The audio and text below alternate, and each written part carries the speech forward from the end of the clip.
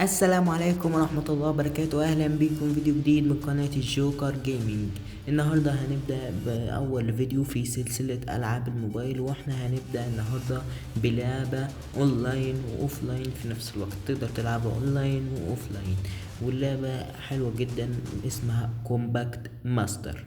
كومباكت ماستر عبارة عن لعبة إطلاق نار، ودي لعبة مشهورة جدا في ألعاب الباتل، وانا بفضلها جدا عن بابجي، وبالذات لو انت غير متصل بالانترنت. تمام.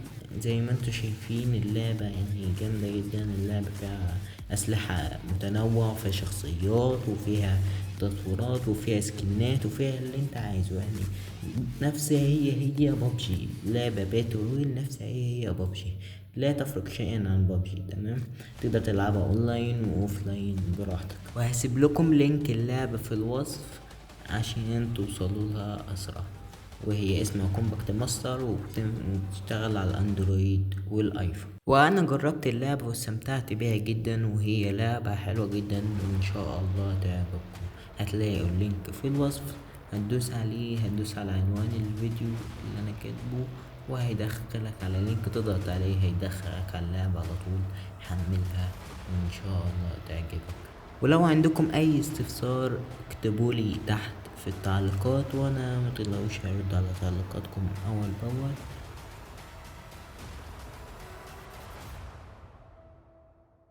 وتاني لعبة معانا النهاردة هي لعبة فضاء.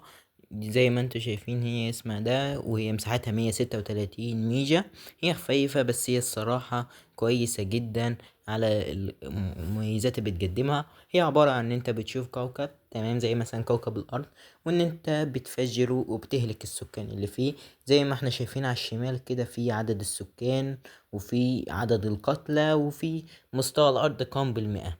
تمام. انت زي ما شايفين فتحت فيه ثقب اسود، وجبت منه فضائيين، فعملت فيه حاجات كتيرة. والصراحة اللعبة مليانة بحاجات كتيرة جوه. وكل ما بتتقدم في المستوى هي احسن حاجة في كل معظم الالعاب اللي احنا هنقولها. خلي بالكم كل الالعاب اللي احنا هنقولها هيبقى اللينك تحت في صندوق الوصف. تخش على صندوق الوصف هتلاقي اللينك. تمام. اللعبة كويسة جدا وفيها مميزات كتيرة. وغير كده ان انت في جزئين، في اما ان انت تبقى كوكب لوحده، ويا اما ان انت مثلا تبقى زي مجموعة شمسية كده. انت تجيب المجموعة الشمسية وتكون، عايز تفجر كوكب، عايز تزود كوكب، عايز تخلي كوكب عدد سكانه قليل عدد سكانه كتير، كده انت بتعمل في المجموعة الشمسية. وزي ما احنا شايفين كده في هايل، عدد كتير قوي من الكواكب. وكل ما بتتقدم في المستوى بتفتح كواكب اكتر، والكواكب دي بيبقى ليها مسميات وليها قوتها. يعني في كواكب بتلاقيها بتحيي نفسها من تاني. ايه معنى تحيي نفسها؟ ان هي بتعيد كتلتها من اول وجديد. يعني انت ان شاء الله كده هسيبكم انتوا تكتشفوا اللعبة من بعض. وزي ما انتوا شايفين كده اللي من فوق العداد اللي احنا بنغير ده هو ده الرسوم. انت تقدر تغير وتعليه وتوطيه عشان لو انت مش عايز تليفونك يسخن شوية وبتاع، لان في اوامر ممكن تعملها شديدة زي تفجير الشمس اللي احنا مثلا تفجير الشمس في المجموعة الشمسية. تمام. زي كده زي ما احنا جبنا المجموعة الشمسية دلوقتي، لو فجرتها هتلاقي تليفونك سخن وعلق، وممكن كمان اللعبة تراستر. تمام. فانت لو انت حاسس ان هدايا تليفونك مش احسن حاجة، فانا بنصحك ان انت تقلل الجودة اللي هي بتاعت الرسوم. تمام. وانت تقدر تغير من هنا، لو دوست على الشمس تقدر تغير قوتها، كنت تزود قوتها قوي، تخليها لدرجة ان هي تبقى الحرارة بتاعتها زرقاء. واسيبكم انتوا تكتشفوا عاد اللعبة وكل حاجة فيها. انصحك ان انت تحملها لانها لعبة كويسة جدا. ودي اخر لعبة معانا النهاردة، وهي لعبة سبايدر مان الجزء الثالث.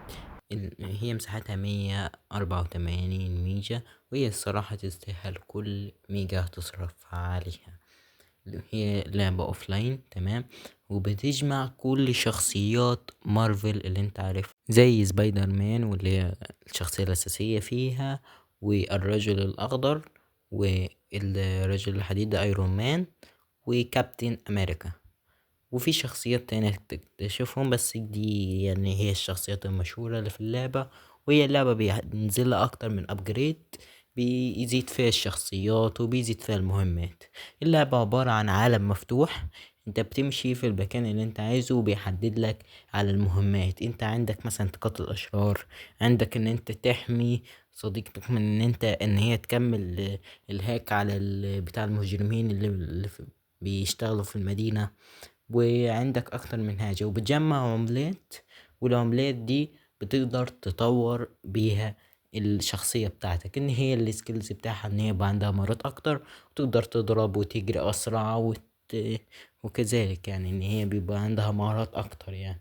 وطبعا بتقدر تشتري شخصيات تاني، بس ده لما بتزيد مستواك في اللعبة. لازم تزيد مستواك في اللعبة عشان تشتري شخصيات تاني. وهي زي انا معايا شخصية سبايدر مان، والرجل الحديد ايرون مان، والرجل الاخضر. تمام، التلات شخصيات دول بس. لكن وفي شخصيات تانية بيتفتحوا، ايوه في شخصيات تانية بيتفتحوا. وانت بتعيق الشر في المدينة. يعني مثلا ادي عربية كانت سارقة فلوس وحكومة، وانا عطلتها، وكان جايلي دلوقتي مهمتين. يا اما اختار المهمة اللي احمي بيها الهاك اللي هيهكر المجرمين، يا اما نكمل توقيف العصابات اللي بتسرق اموال من المدينة او بتزعج الشرطة، واخليهم الشرطة تقبض عليها. وكمان بتقدر تواجه شخصيات من عالم تاني. تمام، وتقدر تضربهم. يعني مثلا زي انا دلوقتي بواجه ايرون مان اللي هو الرجل الحديدي. تمام، هي اللعبة الصراحة تحسها طفولية شوية، بس هي حلوة جوي. احنا زمان كنا بندور كتير جوي على الألعاب اللي هي بتبقى فيها الرجل الأخضر. يا أخي كان كفاية إن أنت تلاقي لعبة فيها رجل أخضر حتى. كانت تلاقي فيها الألعاب دي كانت تلاقيها فيك، الألعاب اللي مش أصلية اللي مش مدفوعة. طبعا فيها ألعاب مدفوعة احنا ملناش علاقة بيها، والالعاب الاونلاين قليلة برضو يعني. وانت اصلا دي هتبقى معظمها على المحاكي اللي هو الكمبيوتر طبعا. فانا جبت لك لعبة بتجمع معظم شخصيات مارفل، كمان اوفلاين وعلى الموبايل وللاندرويد والايفون. مش عارف اعمل ايه تاني، انا مش عارف اعمل ايه تاني. وبس كده، اسيبكم تكتشفوا اللعبة لوحدكم انتوا. هي اللعبة مليانة مميزات، ويا ريت لو عندك اي استفسار تكتب لي في التعليقات، اذا كان استفسارك عن التكنولوجيا، العاب الموبايل، بابجي، بيس. ويا ريت ما تنساش تدعمنا باللايك والسبسكرايب وتفعل الجرس على الكل عشان توصلك فيديوهات جديدة اول باول. وزي ما انتوا شايفين حضراتكم، ده مكان تطوير الشخصيات عشان تطور الشخصيات وتزود لها السكيلز بتاعتها عشان تبقى اقوى واسرع وعندها مهارات. وبس كده يبقى خلص فيديونا اليوم، والسلام عليكم ورحمة الله وبركاته.